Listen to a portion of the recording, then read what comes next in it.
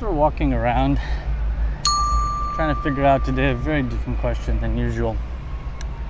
And that is, what's that one thing that you really want to say out loud, but you know you cannot?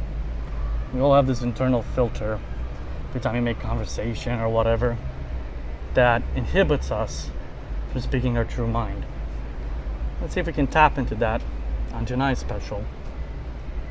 Figure out if you can get into true psyche of what people are afraid to say out loud.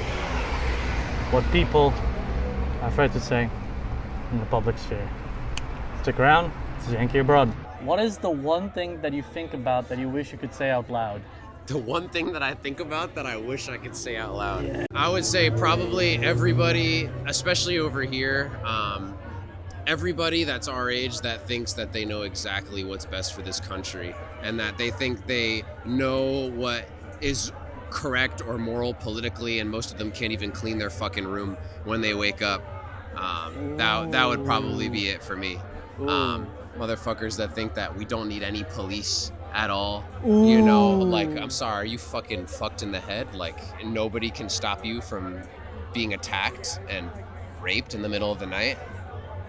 Do you think that these are just old echoes of the 60s, like the commune thing, and that we don't need like order, though you always need a limited? Or like, what is this type of mentality? Where does it come from? I don't know. I feel like a lot of it, there's this thing I'm fascinated by, like the topic of backlash, when it's basically when something's overdone in a certain way for so long, people are so tired of it that they almost want to overcompensate for it.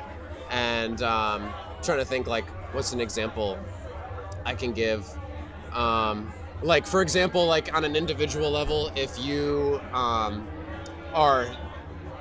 take like a break off from sugar, basically, like for a month, and then you're like, oh, I'm so sick of taking a break off from sugar, like I'm just gonna binge like a ton of cookies, and going hard. And then like one example I want to give of that, this is uncomfortable for me to say. This is an example. This is the whole point. Yeah. So it's like, think about like how the last 10,000 years, how men like have basically like dominated women completely. Yeah. Like totally. Yeah. And it's been completely unfair for them. You know, they haven't been paid as much and stuff. But then it's because of that now that, you know, there's this feminist movement now, it has tendencies in some places to be overdone and overcompensated for.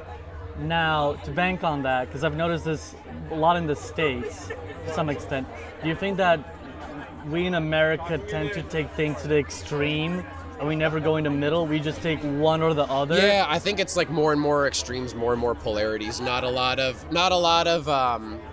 common ground, well-rounded thinking. Yeah. Or common ground. Yeah. And I think it's kind of just I don't really know what it's a result of, but one thing I do know is that people are so comfortable here, people are so used to being comfortable, that now that we don't have a lot of genuine challenges in our day-to-day experience every day, besides avoiding suffering and just pursuing pleasure, our minds now create all these problems for us, which could be partially responsible for So we become hedonists and we become comfortable.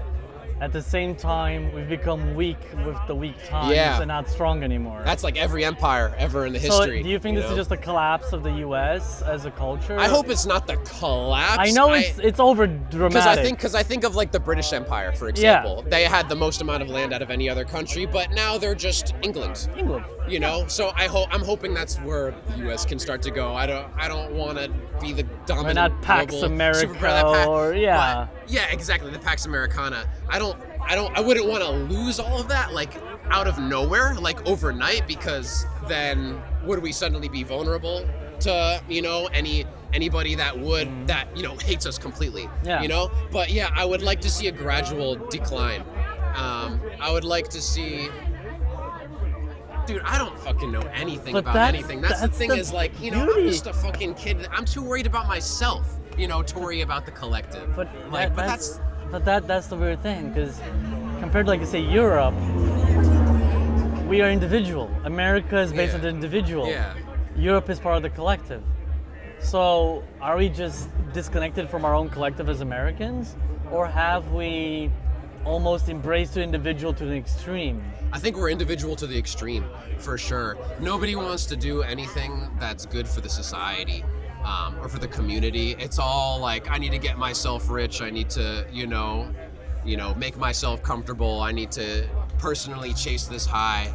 But when I compare that to what I hear about history in like the 40s, 50s, 60s, people were way more interested about what's better for the nation is also better for me. So there was kind of like that double perspective, that individualistic as well as collective perspective always going on. Now I feel like it's all individualistic. People don't even want to deal with the politics or worry about the guy. They're like, oh, fuck that. Like, I just got to look out for me. But I hate all of them, I think like everyone's got an opinion, but they're not going to. I think the most fucked up thing I saw recently, I met a fella, and he said he's afraid to vote because he thinks it doesn't matter anymore. Mm-hmm. And I think, yeah, that's something I've struggled with too, personally. And I haven't let it stop me from voting, but there is kind of like, it does kind of like give me this feeling of nihilism around voting in general. Yeah. Because especially if we have the electoral college, for example, Yeah. like I heard, I didn't look at the numbers myself. I saw what people were saying, like, for example, in 2016, Hillary got more votes than Trump did by the general population. But if the electoral college wants to, they can just say, yeah, well, we want to go with this guy instead. I think the issue, again, I don't want to get into the politics. Yeah, no, I don't feel go deep, but I think the thing with the Electoral College, and it's from my understanding, the whole idea was to give a voice to the people like in Iowa or Nebraska or Ohio, like the people that don't have a voice. Yeah. But at the same time, I think the US is very difficult to who gets the right voice and the wrong voice, because everybody has such a, again, going back to this idea, extreme version of their voice that there's no common ground anymore.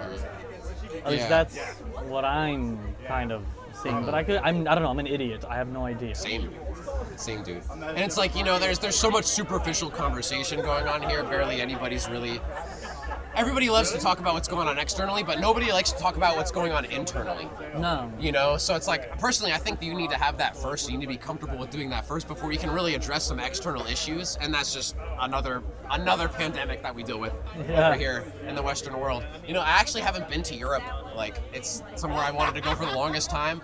But since I've been way more into history, literally in this last year, I've been so into history via a map that, like, I see, like, kind of like where the culture comparisons get drawn. And it's are you from? I'm from Romania originally. Romania, okay, cool. Yeah. Nice. So I have both perspectives. Okay. I do think that if I would say to any person in this world is, and I think that in any school they should read Nietzsche, they should read Hobbes, they should read Kant, they should read philosophy. Read philosophy, read history, learn why the fuck we did stuff and then why it worked and it didn't. And at the end of the day, we as humans forget our history, and that's the biggest, I think, issue we as a society do. At the same time, I also believe that we all live in bubbles, and we all are afraid to get out of these bubbles. So my advice to everybody that's listening is get out of your bubble. Yeah. It's almost like Get out of the comfort zone. Get out of the comfort zone. Mm-hmm. Get weird, get raw. It's Yankee Abroad. Thank you so much. Pleasure. Likewise. Thank you for this. So that was interesting. We went from to how our generation all complain and bicker, but have no understanding to even how to do the most basic things in society. I guess it can be said that we're in the West are blessed. Everything is easy. Everything is simple. We don't suffer anymore. While other parts of the world go through insanity and daily suffering. I guess we as a society have become weak, one could argue. Well, I'm not an expert on this, and I never would be. I do think it's very good that we touched upon this very deep subject tonight as we continue our journey.